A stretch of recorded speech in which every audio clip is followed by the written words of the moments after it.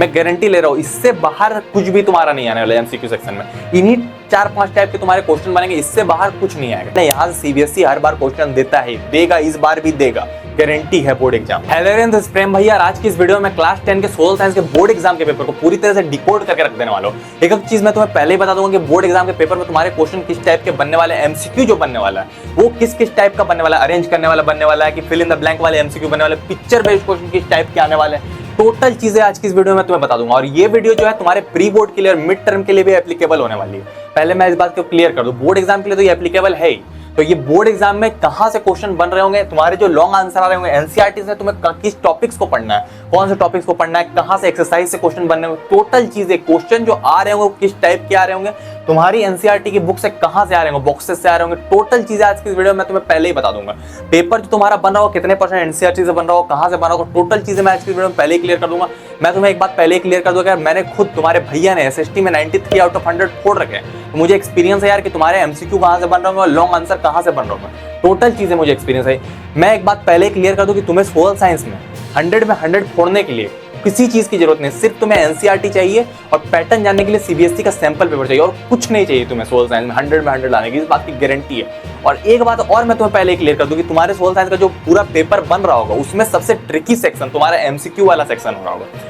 जो भी तुम्हारे कॉम्पिटेंसी बेस्ड क्वेश्चन आ रहे होंगे, 50% जो कॉम्पिटेंसी बेस्ड क्वेश्चन आ रहे हैं उसमें सबसे ट्रिकी जो सेक्शन हो रहा होगा तुम्हारा, सबसे ज्यादा कॉम्पिटेंसी बेस्ड क्वेश्चन जो आ रहे होंगे तुम्हारे, वो एमसीक्यू वाले सेक्शन से आ रहे होंगे। कॉम्पिटेंसी बेस्ड क्वेश्चन मतलब ये नहीं कि तुम्हें सिर्फ आंसर ही करना हो, एमसीक्यू वाले क्वेश्चन भी कॉम्पिटेंसी बेस्ड क्वेश्चन होते हैं। तो आज की वीडियो में पूरी तरह से क्लियर कर दूंगा कि तुम्हें एमसीक्यू कैसे करना है, किस किस पैटर्न के एमसीक्यू आ रहे होंगे, कहां से तुम्हें पढ़ना है, टोटल चीजें मैं तुम्हें क्लियर कर दूंगा आज की इस वीडियो में। ठीक है यार, हम लोग आज की इस वीडियो को स्टार्ट करते हैं।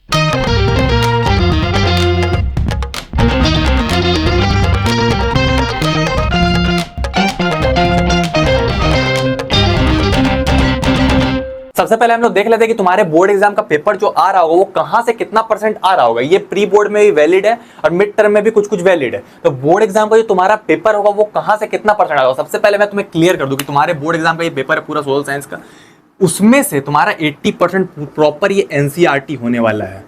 एनसीईआरटी से आ रहा होगा तुम्हारा 80% प्रॉपर पेपर वहां, और जो 20% पेपर आ रहा होगा वो होगा तुम्हारा प्रीवियस ईयर क्वेश्चन से आ रहा होगा। पर मैं तुम्हें एक बात पहले ही क्लियर कर दूं कि तुम्हारा जो पेपर है वो पूरा 100% एनसीईआरटी से आ रहा होगा, मतलब ये पूरा पेपर 100% एनसीईआरटी से आ रहा होगा।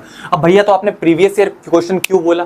प्रीवियस ईयर क्वेश्चन इसलिए बोला मेरे भाई कि प्रीवियस ईयर क्वेश्चन करने से क्या है, किसी बच्चे को अंदाजा लग जाता है कि पेपर आ कैसा आता, तो वो एनसीईआरटी से भी है, पर प्रीवियस ईयर क्वेश्चन क्या रिपीट होते हैं हर साल। देखा जाए तो तुम्हारा 100% पेपर एनसीईआरटी से आ रहा होगा, पर क्या है सीबीएसई क्या करता है, कुछ क्वेश्चन को रिपीट करता है। इसलिए हम लोग प्रीवियस ईयर क्वेश्चन 20% जो क्वेश्चन जो तुम्हारे पेपर में बनते हैं वो प्रीवियस ईयर से रिपीट हुए रहते हैं। इसलिए मैं तुम्हें बोल रहा हूँ प्रीवियस ईयर क्वेश्चन, कोई बच्चा अगर एनसीईआरटी भी सही से कर ले तो उसको प्रीवियस ईयर क्वेश्चन करने की भी जरूरत नहीं है। 100% पेपर एनसीईआरटी से बना हुआ रहता है, पर प्रीवियस ईयर क्वेश्चन करने से आइडिया लगा रहता है कि हाँ इस टाइप के क्वेश्चन बनते हैं। और बहुत सारे क्वेश्चन डायरेक्ट भी आ जाते हैं। डायरेक्ट कैसे आते हैं मैं तुम्हें एक एग्जांपल दे देता हूं। मान के चलो कि ये जो तुम्हारा सीबीएसई ने क्या कह रहा 2021 में क्या कह रहा, सीबीएसई ने बताया था कि क्वेश्चन आया था उसमें कि सीबीएसई एग्रीकल्चर और मैन्युफैक्चरिंग सेक्टर कैसे डिपेंडेंट होते हैं एक दूसरे पर। तो सीबीएसई कीवर्डिंग से घुमाता है स्टूडेंट को। पहले सीबीएसई ने 2021 में बोला कि एग्रीकल्चर और मैन्युफैक्चरिंग सेक्टर कैसे हैंड टू हैंड रिलेटेड है एक दूसरे से, हैंड टू हैंड मतलब हाथ पकड़ के कैसे साथ देते हैं एक दूसरे का।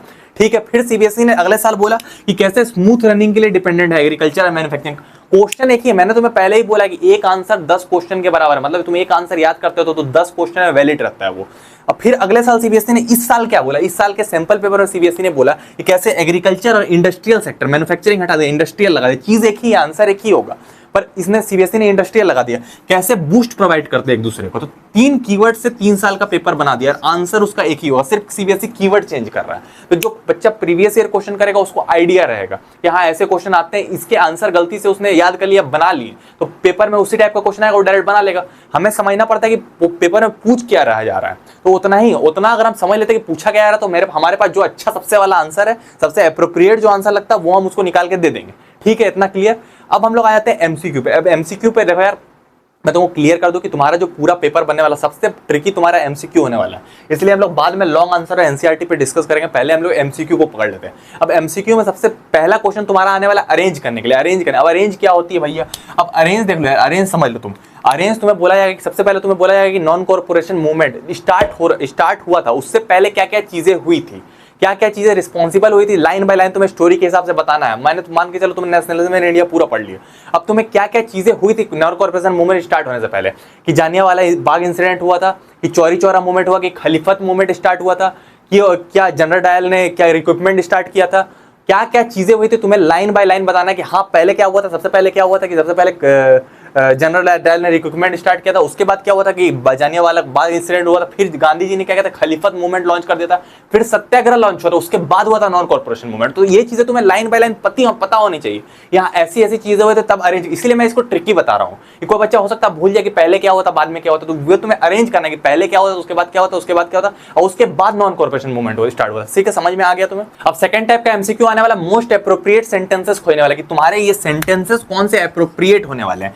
एप्रोप्रिएट मतलब जैसे तुम्हारे सीबीएसई का सैंपल पेपर में दिया हुआ कि making the global world chapter दिया हुआ है कि फॉरेन ट्रेड स्टार्ट होने के बाद क्या क्या इंपैक्ट पड़े थे, तो तुम्हें 4 सेंटेंसेस दे दिए जाएंगे, तुम्हें बताना रहेगा कि उसके क्या क्या इंपैक्ट पड़े थे। सेंटेंस 1 सही है, 2 सही है और 3 सही है, मतलब क्या, और तुम्हें ऑप्शन 4 दे दिए जाएंगे कौन कौन से सेंटेंसेस सही है, 1 2 सही है कि 3 4 सही है कि 1 2 3 सही है, और तुम्हें टिक लगाना रहेगा कि हाँ ये सेंटेंसेस सही है। तो इस टाइप का तुम्हारा एक क्वेश्चन बनने वाला है। देखो यार, मैं जो भी तुम्हें क्वेश्चन बता रहा हूँ तुम हल्के में मत लेना ये चीजों को, मैं सीबीएसई के सैंपल पेपर से देख के बता रहा हूँ, सही में ऐसे ही क्वेश्चन आने वाले हैं, मैं कोई मजाक नहीं कर रहा तुम्हारे साथ, जो रियलिटी है मैं वही बता रहा हूँ। इसी टाइप के क्वेश्चन तुम्हारे आने वाले बोर्ड एग्जाम में, तो एकदम क्लियर कट मैं तुम्हें बता दे रहा हूँ कि यही टाइप के क्वेश्चन छपेंगे बोर्ड एग्जाम में, कोई भी इधर उधर की चीजें नहीं चलेगी। जो यहाँ लिखा हुआ है वैसे ही एमसीक्यू तुम्हारे बोर्ड में आने वाले हैं। मुझे 5 सालों का एक्सपीरियंस है, तुम मेरे ऊपर ट्रस्ट कर सकते हो, ठीक है। उसके बाद तुम्हारे कैसे फिल इन द ब्लैंक वाले एमसीक्यू आने वाले हैं। तुम्हारे फिल इन द ब्लैंक वाले MCQ, fill in the blank तुम्हें छोड़ दिया जाएगा, 4 ऑप्शन तुम्हें दे दिए जाएंगे और बताना पड़ेगा कि तुम्हें कौन सा ऑप्शन इसमें भराने वाला है जगह पर। तो ये वाले एमसीक्यू आएंगे, इसमें 20 में से दो एमसीक्यू इस टाइप के भी आ जाएंगे तुम्हारे। उसके बाद एमसीक्यू में तुम्हारा एक पिक्चर बेस्ड एमसीक्यू आएगा, जैसे तुम्हें एक फोटो दे दी जाएगी और तुम्हें बताना पड़ेगा, ये ऐसे फोटो एक दे दी जाएगी,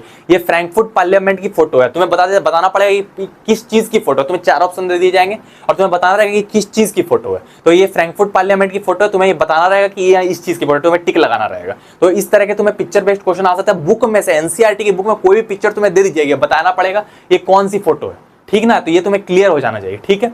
वो पिक्चर बेस्ड क्वेश्चन तुम्हारे क्लियर होगा। सेकंड है आइडेंटिफाई करना, तुम्हें 3 लाइनें किसी चीज के बारे में दे दी जाएगी और तुम्हें बताना रहेगा। अभी तुम्हारे सीबीएसई के सैंपल में दिया हुआ है कि तुम्हें एक एक्ट दे दिया गया कि तुम्हें 3 लाइनें दे दी गई है कि रिक्रूटमेंट स्टार्ट हो गया, ये हो गया, वो हो गया, और ये किस एक्ट में ऐसा हुआ था। एक रोल एक्ट दे दिया गया और 2-3 एक्ट और दे दिया गया, तुम्हें बताना पड़ा कि कौन सा एक्ट है ये वाला। तो तुम्हें आइडेंटिफाई भी करना रहेगा कि कौन सा एक्ट में ऐसे ऐसी चीजें हो रही थी। 3 लाइनें दे दी जाएगी और तुम्हें बताना पड़ेगा कि कौन सी चीज में हुआ था। इस टाइप के क्वेश्चन बन जाएंगे तुम्हारे, तो आइडेंटिफाई करने वाला भी क्वेश्चन तुम्हें बनेगा, तो ये भी इंपॉर्टेंट है, ठीक है। उसके बाद तुम्हारा असर्शन रीजनिंग करेक्ट और इनकरेक्ट सब की तुम्हें 2 स्टेटमेंट दे दी जाएगी और तुम्हें बताना रहेगा कि दोनों स्टेटमेंट सही है कि एक स्टेटमेंट सही है। ये जो असर्शन रीजनिंग है यार, ये साइंस वाला असर्शन रीजनिंग है, एक करेक्ट इनकरेक्ट वाला असर्शन रीजनिंग है। कौन से स्टेटमेंट सही है ये तुम्हें बताना रहेगा, ये दोनों सही है, एक सही है, या कौन सा सही है, कौन सा वाला सही है। तुम्हारे 4 ऑप्शन रहेंगे कि 1 2 सही है, 3 4 सही है, या दोनों सही है या दोनों गलत है। तो इस टाइप के तुम्हें करेक्ट असर्शन रीजनिंग करना रहेगा। तो इस टाइप के भी क्वेश्चन तुम्हारे एमसीक्यू में बनने रहेंगे। मैं सच बता रहा हूँ यार, तुम्हारा जो भी पेपर मुझे मिला उतना हार्ड नहीं लगा, मुझे एमसीक्यू वाला सेक्शन थोड़ा ट्रिकी लगा, इसलिए मैंने बोला कि भाई पूरी तरह से मैं पूरा क्लियर कर दूं तुम्हें कि एमसीक्यू वाला सेक्शन इसी टाइप के, इससे बाहर कुछ भी नहीं आने वाला। मैं गारंटी ले रहा हूँ, इससे बाहर कुछ भी तुम्हारा नहीं आने वाला एमसीक्यू सेक्शन में। इन्हीं 4-5 टाइप के तुम्हारे क्वेश्चन बनेंगे, इससे बाहर कुछ नहीं आएगा, ठीक है। अब हम लोग क्लियर कर लेते हैं कि तुम्हें एनसीईआरटी कैसे पढ़नी है। देख लो यार, मैं तुम्हें खुद क्लियर कर रहा हूँ, मेरे 93 आउट ऑफ 100 है बोर्ड एग्जाम में सोशल साइंस में, मैंने खुद फोड़ रखा, तुम्हारे भैया ने खुद फोड़ रखा, और मैंने से यार सिर्फ एनसीईआरटी पढ़ी थी और 1 साल का सिर्फ प्रीवियस ईयर क्वेश्चन मैंने लगाया था, और क्या क्या था, सीबीएसई का सैंपल पेपर पढ़ा था। ये सिर्फ 3 चीजें मैंने की थी, 93 आउट ऑफ 100 मैंने फोड़ रखे थे। तुम भी यार 100 में 100 आराम से फोड़ सकते हो। सिर्फ तुम एनसीईआरटी, ये जो एनसीईआरटी की बुक दिख रही है, इसको तुम सही से कर लो, 100 में 100 फोड़ लो, कुछ नहीं है सोशल साइंस में यार। ये एनसीईआरटी पर अगर तुमने पकड़ जमा ली ना, ये 4 जो बुक्स है, अगर तुमने इसमें पकड़ जमा ली ना यार, 100 में 100 फोड़ने से तुम्हें कोई नहीं रोक पाएगा। बस तुम ये जो मैं पैटर्न बता रहा हूँ तुम इसको समझ लो, और कहाँ से क्वेश्चन आएंगे मैं बस क्लियर कर दे रहा हूँ तुम्हें। और ये 4 बुक्स को तुम्हें लगा लेना है, सच बता रहा हूँ यार, तुम्हें कोई नहीं रोक पाएगा, मैं तुम्हें गारंटी दे रहा हूँ, सच बता रहा हूँ मैं तुम्हें। एक 5 सालों का एक्सपीरियंस है, ऐसा ही नहीं बोल रहा हूँ मैं, ठीक है। अब एनसीईआरटी से कहाँ से क्वेश्चन आते उठ के हम लोग वो डिस्कस कर लेते हैं। एनसीईआरटी में देख लो यार, टॉपिक्स ज्यादा इंपॉर्टेंट है। अब टॉपिक, एक्सरसाइज तो इंपॉर्टेंट है ही, एक्सरसाइज से ज्यादा इंपॉर्टेंट टॉपिक्स है। भैया टॉपिक्स क्या चीजें होती हैं? देखो टॉपिक्स ये चीजें होती है, मान के चलो कि तुम्हारी जो चीजें एक्सरसाइज में नहीं होती वो टॉपिक्स होती है।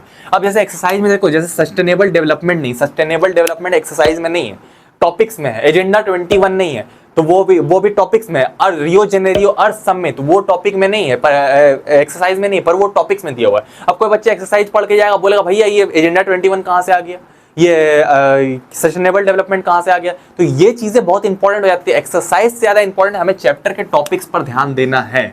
ये बोर्ड एग्जाम में डायरेक्ट उठ के आता है, ऐसा नहीं एक्सरसाइज इंपॉर्टेंट नहीं। अब जैसे बल्कन रीजन वाला क्वेश्चन जो सोशल साइंस के नेशनलिज्म इन इंडिया यूरोप में, वो एक्सरसाइज का क्वेश्चन है, तो एक्सरसाइज भी बहुत इंपॉर्टेंट होती है। एक्सरसाइज, अब तुम्हारा जो ब्लैक सॉइल वाला क्वेश्चन आता है कि कॉटन उगाया जाता है ब्लैक सॉइल में, वो भी एक्सरसाइज और टॉपिक, ये दो चीजें बुक में सबसे ज्यादा इंपॉर्टेंट होती है। तो एक्सरसाइज और टॉपिक्स, ये दो चीजें मोस्ट इंपॉर्टेंट होती है किसी भी किताब में। ये दो चीजें तुम्हें करनी ही करनी है। टॉपिक्स तुम्हें पढ़ लेना है कि सस्टेनेबल डेवलपमेंट क्या है, एजेंडा 21 क्या है, रियो जेनेरियो अर्थ समिट क्या है, मैं टोटल तुम्हें बता दे रहा हूँ। और इकोनॉमिक हार्डशिप 1830 क्या है, टोटल तुम्हें इस टाइप के टॉपिक्स कर लेने और एक्सरसाइज भी कर लेनी। इन्हीं के बीच से क्वेश्चन जनरली बनते हैं। अब क्या है, टॉपिक्स के बीच में रहता है पैराग्राफ। पैराग्राफ कोई भी टॉपिक रहता है, मान के चलो ये टॉपिक है, तो टॉपिक के नीचे 3-4 लाइनें लिखी रहती है पैराग्राफ। ये पैराग्राफ से भी क्वेश्चन बनते हैं, एमसीक्यू में बनते हैं। मैंने जैसे तुम्हें बताया रोलेट एक्ट के बारे में, तो वो सारे क्वेश्चन पैराग्राफ से बनते हैं। तो पैराग्राफ को तुम्हें पढ़ के रखना, पढ़ के नहीं रखना, कम से कम समझ के रखना। एनसीईआरटी, मैं ये नहीं बोल रहा कि तुम पूरी बुक पढ़ो, मैं ये बोल रहा कि तुम्हें टॉपिक्स पता होने चाहिए। जैसे रिसोर्स एंड डेवलपमेंट चैप्टर है, तुम्हें पता होना चाहिए कि उसमें एजेंडा 21 है, सस्टेनेबल डेवलपमेंट टॉपिक है, और रिसोर्स प्लानिंग टॉपिक है, और टाइप्स ऑफ सॉइल टॉपिक है। तो तुम्हें टॉपिक पता होने चाहिए कि अंदर से क्वेश्चन आ जाए तो तुम बना पाओ, ठीक है। तो तुम्हारे पैराग्राफ भी टॉपिक के नीचे थोड़ा थोड़ा पैराग्राफ पढ़ लेना, इससे भी क्वेश्चन बन जाता है। ये दो चीजें, पहले दो चीजें टॉपिक्स और एक्सरसाइज, ये मोस्ट इंपॉर्टेंट है। यहां से सीबीएसई हर बार क्वेश्चन देता है, देगा, इस बार भी देगा, गारंटी है बोर्ड एग्जाम में, ठीक है। फिर बॉक्सेस एंड टेबल। अब देखो यार, टेबल तो तुम्हें पढ़ना नहीं, टेबल जब भी सीबीएसई देता है तो वो टेबल खुद दे देता है। टेबल तुम्हें रीड करने आना चाहिए। ये लिटरेसी रेट देगा, बताएगा कि कौन से स्टेट का लिटरेसी रेट सबसे हाई है, मेल का हाई है कि फीमेल का है। तो तुम्हें टेबल को पकड़ने आना चाहिए। पेपर टेबल पढ़ा कैसे जाता है। अब जैसे ह्यूमन डेवलपमेंट इंडेक्स का तुम्हें टेबल देगा, तो ह्यूमन डेवलपमेंट इंडेक्स किस स्टेट का सबसे ज्यादा हाई है, चिल्ड्रंस का हाई है कि इसका मेल का है कि फीमेल का है। तो तुम्हें पकड़ने आना चाहिए टेबल की, टेबल बनता है। टेबल याद करने में नहीं बोल रहा, टेबल सीबीएसई तुम्हें दे देगा, तुम्हें बताना पड़ेगा कि टेबल में क्या चल रहा है। तो ये चीजें तुम्हें समझनी पड़ेगी। तो ये एनसीईआरटी से ही तुम समझ पाओगे। सेकंड है बॉक्सेस। अब बॉक्सेस ग्रोसरी करके रहता है, एक ग्रोसरी करके तुम्हारी बुक में मिल जाएगा तुम्हें हर किताब में, कि सोशल साइंस की एनसीईआरटी में ग्रोसरी करके, उसमें कुछ वर्ड्स रहते हैं, फेमिनिस्ट, मोनार्ची, फेमिनिस्ट। हर साल वर्ड क्या है, व्हाट इज फेमिनिस्ट उठ के तुम्हारे बोर्ड एग्जाम में आ जाएगा। तो वही कोने छोटे छोटे वर्ड जो रहते हैं, व्हाट इज लगा के आ जाता है बोर्ड एग्जाम में। तो ये बॉक्सेस को तुम्हें ध्यान में रखनी है, एनसीईआरटी के बॉक्सेस को तुम्हें ध्यान में रखनी है, और टेबल्स को तुम्हें टेबल को तुम्हें रटना नहीं, टेबल को तुम्हें समझने आना चाहिए। और बॉक्सेस को तुम्हें, बॉक्सेस में जो भी डेफिनेशन लिखने रहते हैं, फेमिनिस्ट हो गया, मोनार्ची हो गया, जो भी चीजें हो गई, वो तुम्हें आराम से क्या करना, तुम्हें उसकी डेफिनेशन तुम्हें पता होनी चाहिए। बस इतना ही चीज है। बोर्ड एग्जाम में यार तुम ऐसे ही बोर्ड एग्जाम में इतना ही चीजें अगर तुम कर लेते हो, मैं गारंटी ले 100 में 100 तुम्हारे बोर्ड एग्जाम में ऐसे ही आ जाएंगे। मैं टोटल चीजें कवर करता रहा, अगर कोई बच्चा इतनी चीजें कर लेता हो, गारंटी है कि 100 में 100 उसके बोर्ड एग्जाम में आ जाएंगे। अगर डेप्थ में बात करोगे, क्वेश्चन उठ के सही में आते कहां से हैं, ठीक ना। फिर हम लोग देख लेते हैं इंपॉर्टेंट डेट्स एंड नेम्स। अब ये इसके बाद इंपॉर्टेंट डेट्स एंड नेम्स तुम्हारे बुक में तुम्हें याद होने चाहिए। इंपॉर्टेंट डेट्स एंड नेम्स क्या है, जैसे कि इंपॉर्टेंट नेम्स में क्या, गुस्ताफ मज़ानी, ठीक है, ओटो वैन बिस्मार्क। तो इनके बारे में आपको पता होना चाहिए। ओटो वैन बिस्मार्क ने क्या था, यूनिफिकेशन कराया था जर्मनी का, ठीक है। गुस्ताफ मज़ानी क्या कराया था, इटली का कराया था। तो ये चीजें तुम्हें पता होनी चाहिए। क्या क्या है, फ्रेडरिक सोरियो कौन है, उसकी पेंटिंग क्या है। तो फ्रेडरिक सोरियो के बारे में इंपॉर्टेंट नेम आपको पता होना चाहिए। जब तुम आंसर में उसको डालोगे, टीचर को लगेगा हाँ बच्चे ने बुक पढ़ रखी है। तुमने बुक पढ़ भी नहीं रखी, लेकिन तुम्हें इंपॉर्टेंट नेम और डेट पता है, तो तुमको लगेगा टीचर को बुक पढ़ रखी है। अब जैसे कि देखो, अब इंपॉर्टेंट डेट्स में क्या, इंपॉर्टेंट डेट्स में जैसे कि क्या है कि तुम्हारा जो इकोनॉमिक हार्डशिप 1830, इकोनॉमिक हार्डशिप कब स्टार्ट हुआ था, 1830s में स्टार्ट हुआ था। तो ये डेट इंपॉर्टेंट है। तुम्हारा रियो जेनेरियो अर्थ समिट हुआ था, वो कब हुआ था। तुम्हारा जो जुलाई रेवोल्यूशन हुआ था, वो 1816 में हुआ था, कब हुआ था वो चीजें।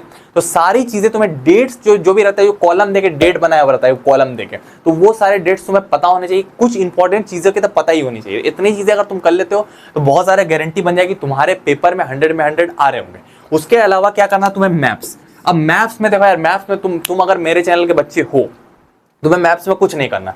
मैंने पूरा बोर्ड एग्जाम का मैप तुम्हें लिख कर दिया है। ये वीडियो अगर तुम देख लेते हो, गारंटी है इस बात की। अगर तुम सीबीएसई के बच्चे हो तो 100% गारंटी है।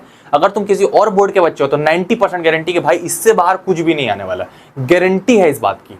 सीबीएसई बोर्ड में तो भाई कुछ नहीं आने वाला। ये वीडियो में मैंने जो मैप बताया तुम्हें, सिर्फ तुमको उतना ही करना और कुछ नहीं करना है। ये मैंने एकदम ऑफिशियल ब्लूप्रिंट से तुम्हें बता रखा है। तो ये इससे बाहर कुछ नहीं आएगा, ये ऑफिशियल सोर्स से मैंने निकाला था। तो इससे बाहर कुछ भी नहीं आने वाला। मुझे 5 सालों का एक्सपीरियंस है, मुझे पता था। मैप के लिए 5 नंबर, ये वीडियो तुम्हें मिल जाएगी। अगर तुम इस वीडियो को देख लेते हो 5 नंबर तुम्हें मिल जाएगी। तो इतनी चीजें अगर तुम कर लेते हो, मैप्स के बाद तुम्हारा खत्म हो जाएगा। अगर तुम इतनी चीजें फॉलो कर लेते हो जो मैंने यहाँ बताया, ये कर लेते हो, ये कर लेते हो, 100 में 100 यार एसएसटी में तुम्हारे कोई नहीं रोक पाएगा, गारंटी मैं ले रहा हूँ। अगर तुम एनसीईआरटी ही सिर्फ सही से पढ़ लेते हो और एक सीबीएसई का सैंपल पेपर, उसका लिंक मैं तुम्हें डिस्क्रिप्शन में दे दूंगा, सीबीएसई का सैंपल पेपर तुम लगा लो। सिर्फ तुम्हें सीबीएसई का सैंपल पेपर लगाना है और एनसीईआरटी लगानी है। ये 2 चीजें तुम लगा लो। प्रीवियस ईयर क्वेश्चन मैं तुम्हें दे दूंगा, तो टेंशन नहीं लेना। सीबीएसई का सैंपल पेपर है, एनसीईआरटी लगा लो। बस ये 2 चीजें, सीबीएसई का सैंपल पेपर तुम्हें पैटर्न पता चल जाएगा, एनसीईआरटी से तुम्हारी पूरी बुक चल जाएगी। ये 4 किताबें जो दिख रही है ना यार तुम्हें, इनफ है यार तुम्हारे 100 में 100 दिलवाने के। अगर तुम इतना कर लेते हो तो 100 में 100 तुम्हारे कोई नहीं रोक पाएगा। और मैप वाली वीडियो का लिंक मैंने डिस्क्रिप्शन में दे दिया। और अभी तक तुमने मिड टर्म के लिए सोशल साइंस वाली लीक वीडियो नहीं देखी है, जिसमें मैंने पूरा पेपर लीक कर दिया। जो भी पेपर क्वेश्चन तुम्हारे मिड टर्म में आने वाले हैं वो मैंने पूरा लीक कर दिया। तो ये वीडियो अगर तुमने अभी तक नहीं देखी तो इसको जाके देख लो। ठीक है, मिलते हैं हम लोग किसी और वीडियो में। टाटा।